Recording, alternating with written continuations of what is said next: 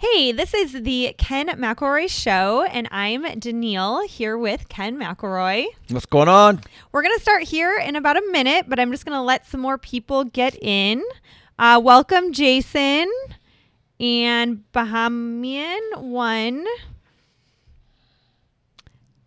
Deplorable Millennial. Hello.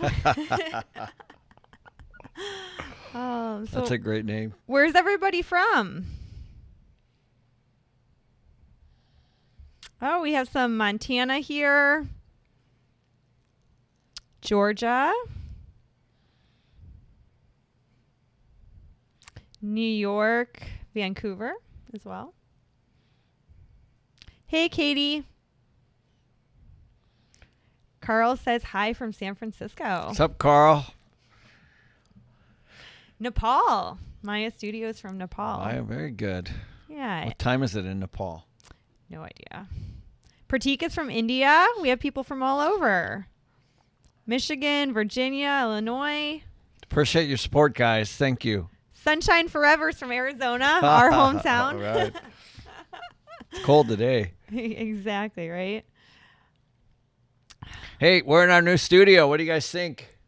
It's turned out all right. We just finished over the weekend. It's our first official use. We're going to be doing podcasts in here, YouTube videos, live streams, all kinds of stuff. So you guys keep the content coming. Let us know what you want. We really do look at your stuff, and we really, really want to deliver on what it is that you want. So we keep getting great questions every week, keep getting great topics every week, and appreciate your support. And if you don't know anybody that's over at that YouTube channel, have them hit the subscribe and like button so that we can jump up and spread more of this around, guys. Thank you. Yeah. So let's jump into our topic today. Yeah, what are we talking about? So I never know. So today we're talking about how now is different from 2008. Yep, I went through 2008, so that was a rough period of time. Very different. Yes. So what? So it gets compared to 2008 a lot, and you do think there's going to be a correction, but not like 2008. Yeah. Well, let's first go back because I lived this. I went through this. Our company was around. There's a couple things that happened. First of all, nobody ever believed that. Now it's easy to say, hey, let's talk about 2008. But when you were at the beginning of 2008, even in 2007, it feels very much like it does right now. Mm-hmm. In other words, people don't see what's about ready to come. Nobody anticipated what happened. So what happened for me was one day, literally, the lending just completely shut down on us. And our investor loans, the mortgage industry completely stopped. And I was in the middle of a 1,000-unit condo project. Well, because that's back when you did condo conversion. Right. In Las Vegas, actually. And literally overnight, everything stopped. And it was literally like a, the music when everybody sits down is like, okay. So what happened was, depending on how much cash you had, depending on how much inventory you had, because inventory, if you're a developer or you're a home builder or you're an apartment guy or you're a single family subdivision or whatever you are, if you're at the beginning of that and you've put all this money out in infrastructure perhaps, and then the lending stops, then you're stuck with all your money in every single development deal you do. All your money's kind of up front. So on a smaller level, if you buy a home and you expect it to sell it for more, in a few months or 6 months or a month or whatever it is, you're stuck with whatever cash you have in that. So that immediately stopped and nobody saw it. Well, right, because when you had all those condos, the problem was that now nobody could buy them. They couldn't get lending to buy them. That's exactly what happened. Now, so that also some good things came out of that. What they had at that time was what was called a no doc loan, which means you didn't have to have any documents. So basically you could fog a mirror and get a loan. Now, that was bad, obviously. And but if you were in the lending industry, you were making a ton of money. I had a bunch of friends making a bunch of money during that that time, and everybody was thinking, oh my God, look how smart we are, right? That was the funny part, and then done. And so I was sitting. We had about 70 units, thankfully, left in a project. And it was around, almost $20 million worth of inventory. Luckily, we had paid off our lenders, and so that was all profit at the end. But it was a rough time. And then, of course, everything just started unwinding. The big issue then, the big difference between 2008 and now is that this time around, people have a lot more equity in their homes. And back then, they did not. They do. It's 25% of people were underwater in 2008, and now I think it's 1% or something like that. It's very different. And that's a very, very good thing. So what that means is that the mortgages were higher than the value of the home. So now it didn't happen that way initially, because a lender is going to lend money to somebody. They're going to have equity in that. So the difference between, let's say they do 70% loan to value as example, or 80. Well, that difference is that person's equity. Well, that value dropped when all that product hit the market. So it was a slow drop. So let's chat about that. Bass said he's going through escrow now, and they're asking for a ton of documents. So, and I'm actually going through a refinance myself, and I was just telling you about that. Yep. That's one thing lenders learned from the last time around. It was a good thing. Yeah, because let's talk about the last time around. So last time around, people could use stated income, so you didn't have to prove your income. You could just say, I make $100,000 a year, and if your credit was good, they would just believe it. Right. It's crazy to think about, but it's true. They were basically, and that's, that if you ever watch that show, The Big Short, that's a fascinating show. If you really understand it from what happened. So all these mortgages get sold in the secondary market. So like, I'm sure you guys, when you buy stuff, you get a mortgage statement from XYZ Mortgage. Well, that might get traded like, that week, that month, next month to ABC Mortgage. And all of a sudden you get a different mortgage company, different statement. So that's what happens when these mortgages get sold, and then they get packaged up.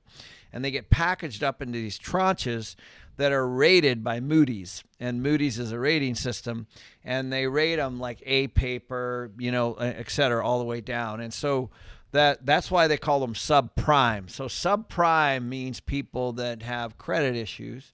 And what they did is they took these subprime mortgages and they rated them higher. So people thought that they were buying these, AAA rated mortgages, with people that could pay, and they were actually buying ones that weren't. And so that's actually what The Big Short is about. Yeah, so let's just take it back, though, to just like how they were giving just anybody a mortgage. And what was happening is they had these adjustable rate mortgages that they had no cap on. So they might have signed up at 3% or 5%, and all of a sudden they owed 12% on, their interest rate. So their mortgage payment went way up.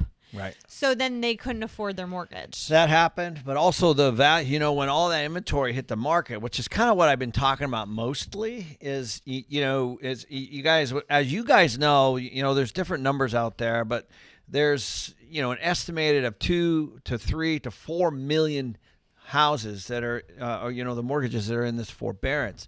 So, that's what I keep talking about. I keep talking about that. Is at some point. Now, the good part about that is that people, it's going to be very different.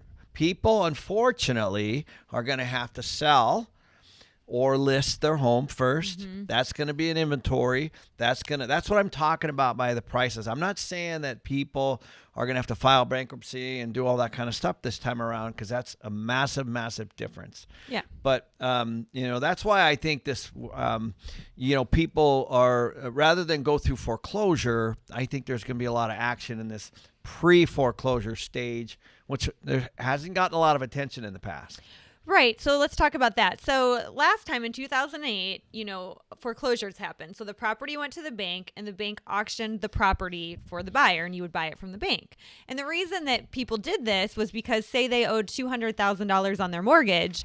Well, the bank was just trying to get maybe 200, 150 because they just wanted to get rid of it and take that loss because the prices were dumping. But now if somebody's going to foreclose and they owe 200 on their mortgage, their house might be worth 300. So they're not going to let the bank take it. They're going to get rid of it. Right. So there's a whole bunch of scenarios that you guys need to consider. The first one is to stay and pay. Right. Mm-hmm. So if they have the capability, the homeowner has the capability, then they're going to stay and pay. And there's obviously people that probably have money that are utilizing forbearance, but they're hoping that the lenders, throw it on the back end. That's number one. Number two is a short sale. Now, that requires bank forgiveness, and we haven't really seen anything around the bank forgiveness piece, but that was a big deal. So in other words, what was happening back then is, let's say the bank was owed $200,000 on a mortgage, then somebody would come in and say, I'll give you $150. Mm-hmm. And then the bank would take that hit. That's a short sale. The bank has to forgive that. Another one is just to walk away, which happened a lot. We called that jingle mail, where they just literally put their keys in there. Their keys, and so that obviously impacts people's credit and their tax. But these are all things that could potentially happen still, because not everyone is above the the value on their home, and we are going to see some price dips. I still believe. Another one is to refinance, which a lot of people are doing and have done. And obviously, just like we talked about, in order to refinance, you got to submit all these documents to a bank or whoever the lender is, and they have all these things that they're watching, because they're not going to just refinance somebody that is in a poor financial situation, right? Mm-hmm. No, I know COVID's been bad and the quarantine's been horrible and all that kind of stuff, and there's a lot of things happening. But a bank isn't going to just refinance you just because you owe money and then another one is deed in lieu of foreclosure, and that's, you can avoid the foreclosure. The bank takes that back. And then the last one, and I'm sure there's more, is a loan modification. That's the extending of the term. And that's, I think, what everybody's thinking this is going to happen. Oh, we're just going to loan mod all of these. Well, explain what a loan mod is. Well, okay, so loan modification, literally, think about this. The bank just, you have a loan agreement. The bank is not going to just say, oh, we'll just throw it on the back end. We get the fact that you guys can't pay. Yeah, forget the last year. Yeah. So what happens? They throw it on the back end, and then you can't pay that next month. They're not going to do that. So these loan mods are important, and hopefully the people that have kind of resurrected themselves, got some cash, maybe they got some income coming in, whatever it might be, and you're going to have to show the bank that you're going to be able to pay that next payment for a loan modification. And not all banks are government-sponsored loans either. Yeah. So you've got these, you've got different things happening with private lenders and government lenders, and of course, don't forget, these things do get sold off. Well, and Alex from Premium had a good question. She wanted to know, but do you see prices? So you're saying right now prices are elevated because, there's not much inventory. But what about when all these get listed? Do you think that we could have another 2008 then, because there'll be so much inventory? Yeah. So one of the great things I love about YouTube and you guys, I love the fact that even when I say a word wrong, man, you guys hit me on it, and it's true. Like I use the word realtor. It's not realtor, it's realtor. So stuff like that. I do read this stuff, so thank you. And so, it's funny, like I'll say that there's going to be a crash in the fourth quarter, and then I'll come out with a video that says, hey, here's the place to look. Well, then everybody's like, what? Like you said, there's going to be a crash. I still believe that, guys. Like there's just, but everybody treats real estate like it's a national market. Right. The United States is not one market. If there's one thing you should take away, the United States is not one market. Like there are markets that are not going to crash. There are markets that are going to crash. Okay. And as you roll them all up, is there going to be pain? Of course. So, we're doing a YouTube video later today on this exact issue. There are definitely markets right now that are in trouble, for sure. And we're going to talk about those more on a Friday video. But the truth is, I'm not sure exactly how to answer that question because I don't know where it is, and you have to get into the data. So remember, there's a couple things that are at play here. One is, which way are people moving? That's a biggie. Yeah. So are they moving in? Are they moving out? And I've talked enough about migration patterns. But the fact is, are they moving in or are they moving out? There's neighborhoods where people are moving in, and there's neighborhoods where there are people moving out. That's a big factor because if they're moving out, obviously inventory is increasing. And I just did a video on Friday that talked about that. It said, we have listings increasing in these areas. We have prices dropping in multiple areas. Mr. Wright says, I need a housing crash so my kids can get out. I know. Well, you know what? We actually need a housing crash for affordability so people can get in. Yeah. So it's like my kid is graduating from college in May. And, he's right now, there's just no way, So affordability is becoming a problem right now. So I don't want people to lose money. I don't. But I can assure you of this, guys. This is the exact same stuff that happened last time. Yep. If you're under the age of 35, you've never been through one. Right. That's true. I mean, well, you have, but not really. Not You've as not a owned professional. a home. Not as a professional. And so all you've ever seen is real estate goes up. Right. And my point is it's not true. Just go back and look. Go back and look at what happened in all the prior recessions. And is this going to be different? Of course it is. It'll be, and so will the next one. But the fact is, we have a massive inventory issue right now. We have massive unemployment, as you guys know. The vaccine hopefully is rolled out, and people, we're going to be past that, and things are going to start opening up again. I believe that we are going to start to see the forbearance. It's through June now, right? Is that right? Yeah. It's between June and December, depending on the mortgage type. Yeah. So it's going to roll out, and I think there's a reason they did that. So if you read into the documents, this is that mortgage protection plan, the forbearance piece. They staged it. Yes. Right? They staged it. They didn't want it all at once. Right. So they staged it. Okay, why would they do that?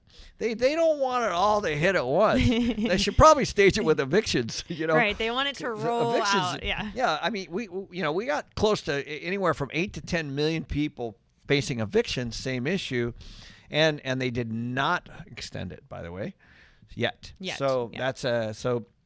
So that's at the end of this month, end of March. So we have 3-4 million people behind on their mortgages. As we've talked about, we have 8 to 10 million people facing eviction.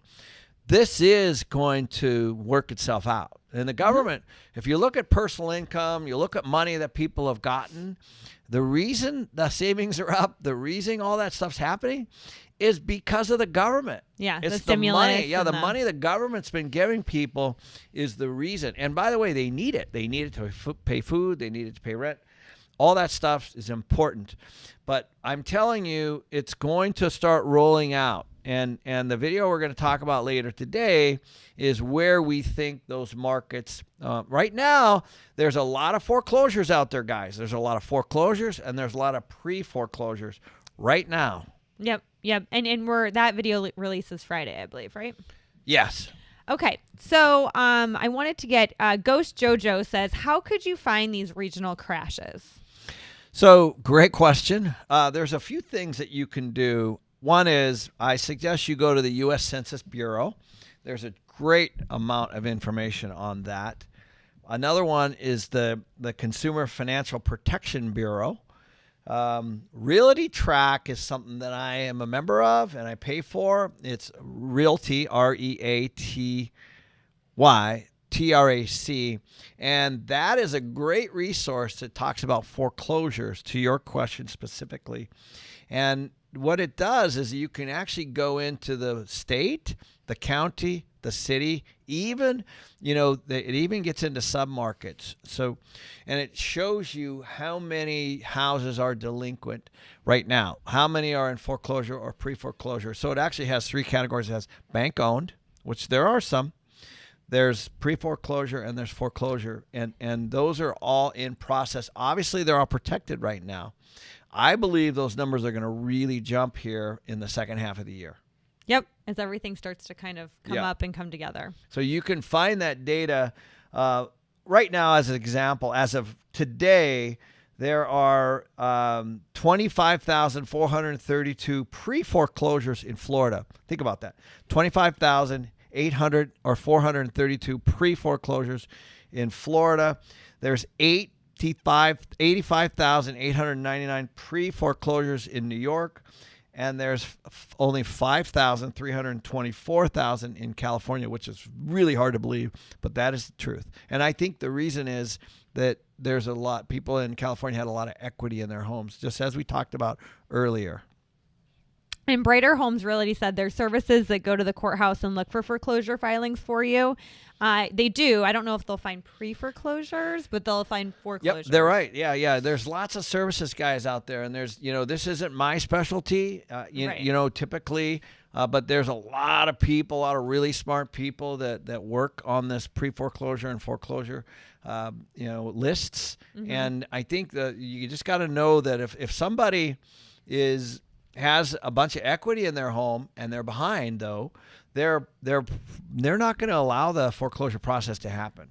So Laker Mark wanted to know, is it true you can only buy foreclosures with cash? I don't know. Actually, that's a great question. I'll tell you what I've done before on the bigger stuff is I've had the banks finance it. Yeah. So if a bank holds a note, probably the answer is yes, because think how complicated that is on a pre-foreclosure. Right. Yeah, I would say a pre-foreclosure, the buyer is going to pick somebody with cash because they don't have time. Right. So you're going to have a massive advantage. It's like today, like even on the multifamily stuff, that we'll put an offer on something. We're doing maybe 2 to 3 offers a week, and and these are $40-50 million projects.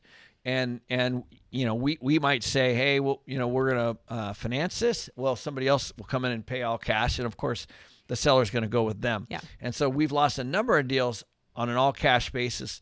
And I would imagine that's going to happen again. So as these pre-foreclosures and foreclosures start to line themselves up, you guys are going to want to have that dry powder. That's why I said earlier, have that money ready, have those reserves ready, and be on the lookout. There are markets right now that are severely in trouble. There's some that are over 10% delinquent right now.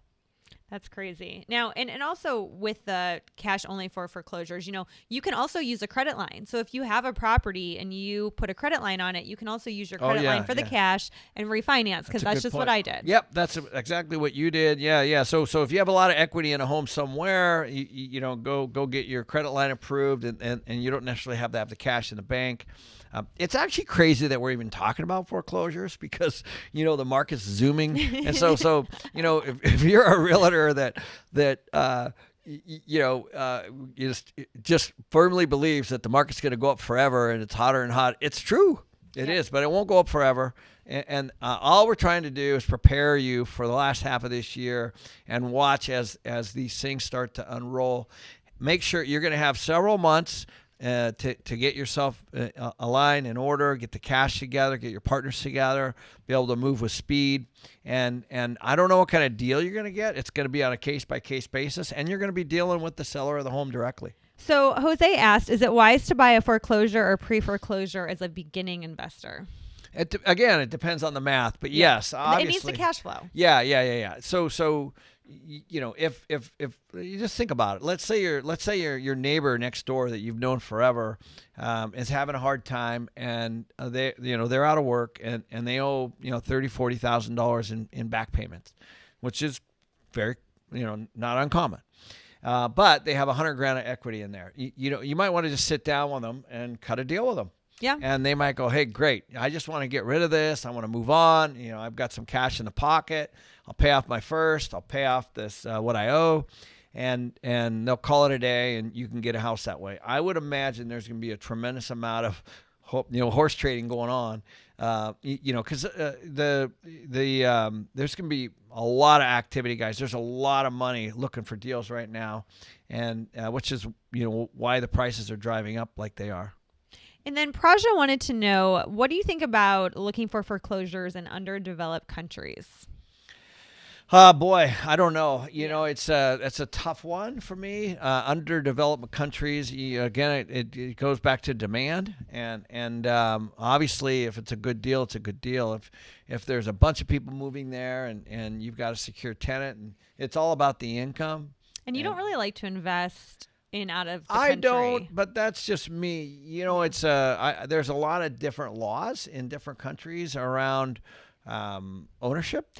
Well, we have a friend that invested somewhere, and she, there's been a little bit of issues with her being able to get her money, from, right. What she's renting, and there's she can't do anything about it, you know? Like if you, not to pick on Mexico, but, Mexico has what's called a fideicomiso, which is you basically have to lease you can't, if you aren't a citizen of Mexico, I believe it is, and it's 50 kilometers from the water. Mm-hmm. So you can't own anything. So if you own something in Cabo or Puerto Vallarta as an American, as an example, you are basically leasing it. And so we've heard problems on tribal land in the U.S. We've heard problems in Mexico.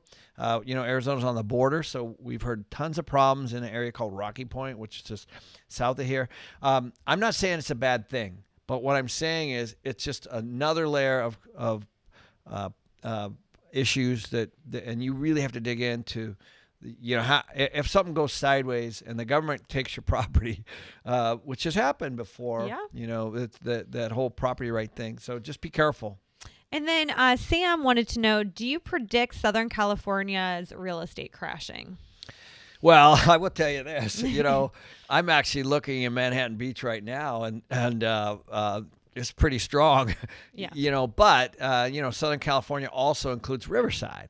Which is not doing well. So, right. You have to take a look. Again, it's kind of hit and miss. Southern California is too big of a market to just call it one market. Yeah. So I think you just got to take a look at where it is you want to be. Take a look. I looked actually yesterday.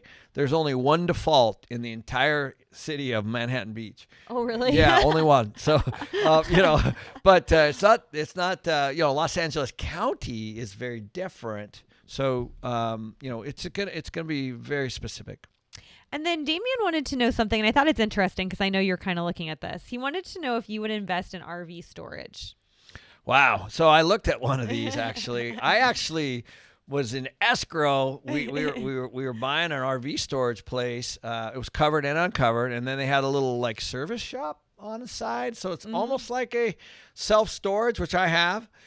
I love these things, to be honest, because, these guys, they buy these $1 million, $500,000 motor coaches, and they park them inside for, 10 months. And, they give you $400 or $500 a month. Mm-hmm. And this place had them stacked in there. And so I personally like them. The thing about, where we're headed, again, go back to the math, go back to the demographic. As baby boomers retire, you're going to see more of this. You're going to see the people that retire, get a motorhome, tour around the country for a year or two and say, hey, I love this or I don't love this. And there's going to be, which is the RV sales are over the top right now, guys. So it started during COVID. Right. But these storage facilities have to be bursting at the seams right now. I haven't dug into it in probably 2 years before COVID. But my guess is it's going to be a great long-term viable deal. But in the right area, of course. Right, in the right area. The one you were looking at was by 2 country clubs. So you knew that people could pay for it and afford it, and that they were going to be gone half the year. Yep, right. And it was right off a freeway, so I had freeway frontage. It was in between Arizona and Tucson, actually right as you go into Tucson. So it was, and I went in there. I'll tell you what, you got Montana plates, you got Washington plates, you got Oregon plates, you got Arizona plates, you got people that license these things all over the place and store them. Fly to Arizona, they hang out here, and then they go where they go. Yep. And Laker Mark said Manhattan Beach, where all the celebrities are. We haven't seen any, but well, cool. Well, I think that wraps up for today. Thank you guys for joining us, and we'll see you next week. Yeah, thanks, guys. And if you want to be able to ask a question and for sure get an answer, head over to kenmcelroy.com/premium. Cheers. Thanks again.